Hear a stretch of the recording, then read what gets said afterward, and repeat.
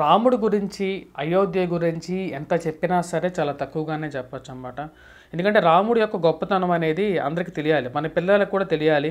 ఎందుకంటే ప్రతి ఒక్క ఇంట్లో వచ్చేటప్పటికీ సీతారాములు, లక్ష్మణుడు, భరత శత్రుఘ్నులు, అలాగే హనుమంతుడితో కలిసినటువంటి ఒక పటం అనేది, చిత్రం అనేది ఇంట్లో ఉండాలి. ఎందుకంటే పిల్లలకి రామతత్వం అనేది తెలియాలి. రాముడు ఎందుకు గొప్పవాడు? మొదటిది, రాముడు ఒక మంచి కొడుకు. తండ్రి చెప్పినటువంటి మాట విని అయోధ్యని వెళ్ళి, అంటే ఒక రాజు, యువరాజు దేశాన్ని వదిలేసేసి ఒక మాట కోసమే, తండ్రికి ఇచ్చినటువంటి మాట కోసమే వదిలి వనవాసం చేయటం అనేది జరిగింది. తమ్ముడు వచ్చి ఎంత బతిమిలాడినా సరే తండ్రి గారికి ఇచ్చినటువంటి మాటని కోల్పోతాను అని చెప్పేసి వెళ్ళటం అనేది జరిగింది.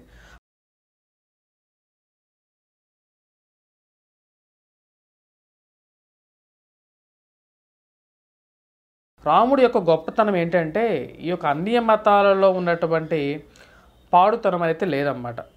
రాముడు వేరే స్త్రీతో తిరగటం కానీ, వేరే వాళ్ళని కొట్టడం కానీ ఎటువంటి పనులు చేయలేదు. అలాగే రాముడు యొక్క గొప్పతనం ఏమిటి అంటే ఒకే స్త్రీ, ఒకే బాణం, ఒకే రాజ్యంగా పరిపాలించాడు. రాముడు సత్యవంతుడు, చెప్పినటువంటి మాట మీద నిలబడతాడు. రాముడు తను చేసినటువంటి మాటని ఎప్పటికీ జవదాటలేదు.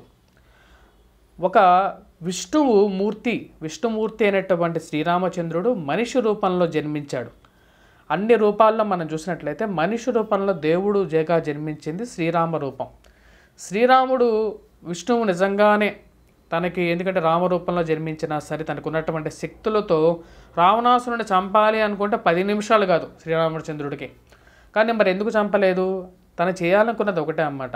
అత్యంత శక్తివంతుడైనటువంటి రావణాసురుణ్ణి చంపటానికి ఒక సాధారణమైనటువంటి రాజు వెళ్ళి వానరాలను సపోర్ట్ తీసుకున్నాడు. అంటే కోతులను ఎంతో నీచమైనటువంటి అన్నమాట, కోతి బుద్ధి అంటారన్నమాట. అంటే కోతులు చేసేటువంటి పనులు ఏ మనిషి కూడా చేయడు. అంటే కోతులు అంటే అంత చిన్నవి.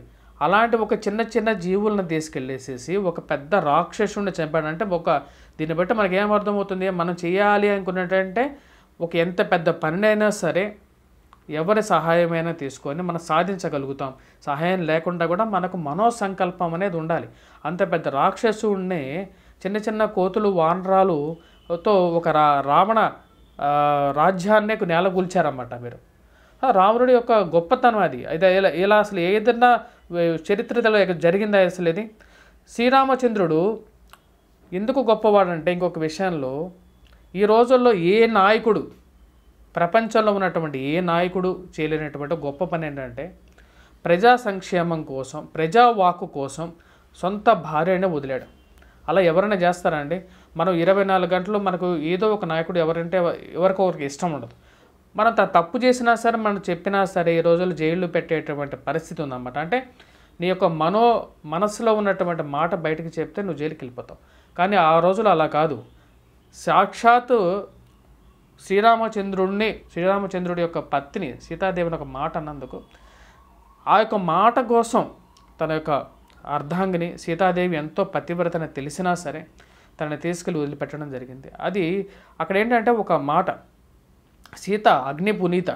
సీత ఎంత అగ్నిపునీత అంటే ఎంత మంచి భార్య, జీవితంలో అలాంటి భార్య కావాలని చెప్పి అందరూ కోరుకోవాలండి. ఎందుకంటే ఎవరో ఏదో చెప్తున్నారని చెప్పి, క్రిస్టియన్స్ పాస్టర్లు చెప్తున్నారని చెప్పి, వాళ్ళు చెప్తున్నారని చెప్పేసి మన పిల్లలకి మన యొక్క జీవన ధర్మం అనేది మనం చెప్పలేదు అంటే మన పిల్లలు రేపు ఎటు కాకుండా వెళ్ళిపోతారు. కాబట్టి మన జాతికి, మనకు అన్నిటికీ మూలమైనటువంటిది ఈ యొక్క దేవాలయం అన్నమాట. రామ మందిరం అనేది ఒక మనిషిది కాదు, మనకు వ్యవస్థది. మనం వదిలేసి ఏముందులే అయోధ్య గుడే కదా అని చెప్పి అలా చిన్నగా తీసుకోవద్దు. ఎందుకంటే దీనికోసం ఎంతోమంది తన ప్రాణాలను వదిలారు. రాముడి యొక్క గొప్పతనం ప్రపంచం మొత్తం తెలియాలి అని చెప్పి ఇప్పుడు ఎన్నో దేశాలలో తల్లి తండ్రి ఈ యొక్క వరసలు ఏవి ఉండవు. కానీ మన దేశంలో ఎంతో నీటిగా జాతిగా ఉంటున్నాం.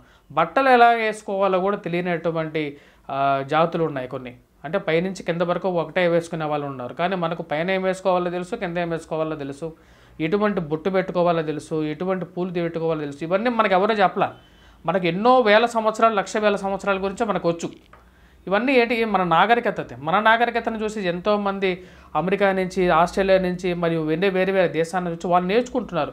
ఓ ఇటువంటి ఫుడ్ తినాలి, మార్నింగ్ బ్రేక్ఫాస్ట్లో ఇలా తినాలి, మధ్యాహ్నం ఎలాంటి తినాలి, రాత్రిపూట తినాలి, ఒకటే తిండి తినం మనం. ఇలాంటి ఆహార అలవాట్లు ఉన్నాయి.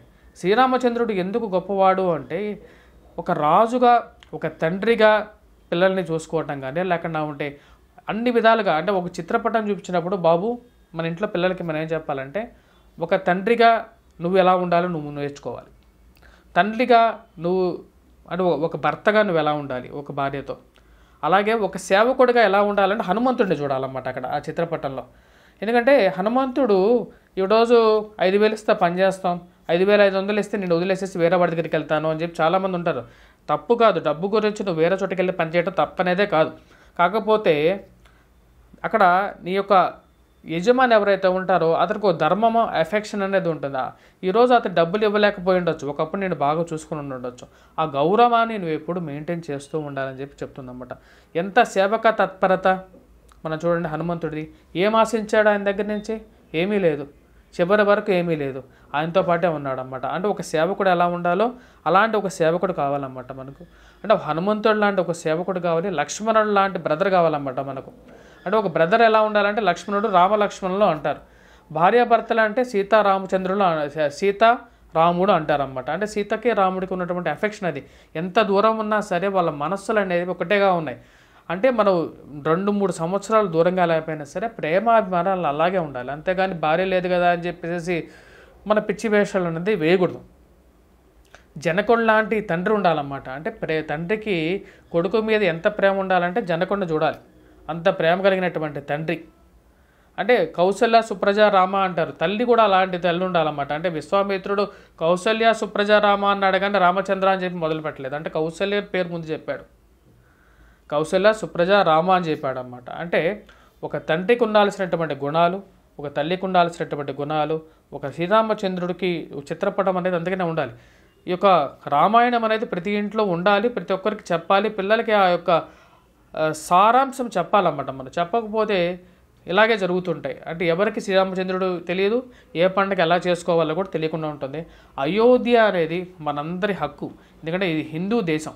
ఈ హిందూ దేశంలో మనకు మన యొక్క దేవాలయాన్ని నిర్మించుకోవడానికి ఇన్ని సంవత్సరాలు పట్టడం అనేది మన దౌర్భాగ్యం. అయినా సరే భారతీయ జనతా పార్టీ వాళ్ళు కానీ విహెచ్పి వాళ్ళు కానీ చాలా చాలా స్ట్రగుల్ చేసి చివరికి ఈ యొక్క సుప్రీంకోర్టు ఆర్డర్ ద్వారా మనం పొందటం కూడా మన జీవితంలో ఒక్కసారైనా సరే మీరు ఏ గుడికి వెళ్ళినా వెళ్ళకపోయినా సరే అయోధ్య మటుకు కంపల్సరీగా వెళ్ళండి.